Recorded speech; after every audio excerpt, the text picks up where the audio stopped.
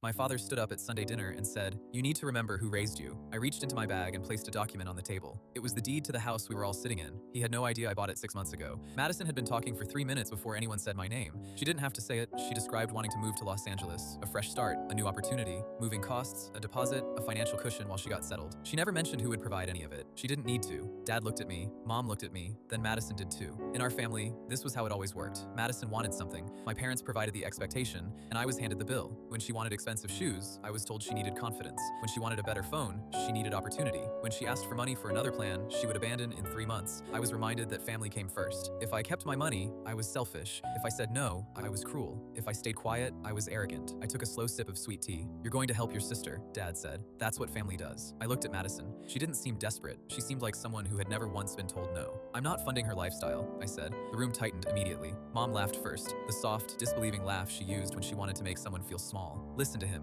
she said, acting like he has a choice. Dad pushed back his chair and stood. The room felt smaller the moment he did. "You think you're better than us because you have a paycheck?" "No," I said. "I think it's mine." He stared at me. I had never said that out loud before. Not once in 31 years. The ceiling fan clicked overhead. The gravy was going cold beside the chicken. My younger sister Lily sat near the window with her sleeves pulled over her hands, watching everything and saying nothing. Dad pointed at me. "You need to remember who raised you." I reached into my bag. He sneered. "What's that? Another excuse?" I placed a folded document on the table between Madison's glass and the serving dish. It looked ordinary. Black text, official stamp, nothing dramatic. Dad grabbed it. He started reading. At first he looked annoyed, then confused, and then very quiet in a way I had never seen on his face before. Mom leaned across the table. Madison stopped talking completely. Lily stood from the couch. Dad read it a second time. The paper identified the legal owner of the property. This property, the house we were sitting in, the house where every demand and every insult had taught me exactly what I needed to protect myself from. 6 months earlier, I had purchased it quietly through my company after a broker told me it was listed privately due to mortgage arrears. My parents had accepted the offer without knowing who made it. Dad's thumb stopped on the final line. "Owner of record, Carter Property Holdings, LLC, my company, my name."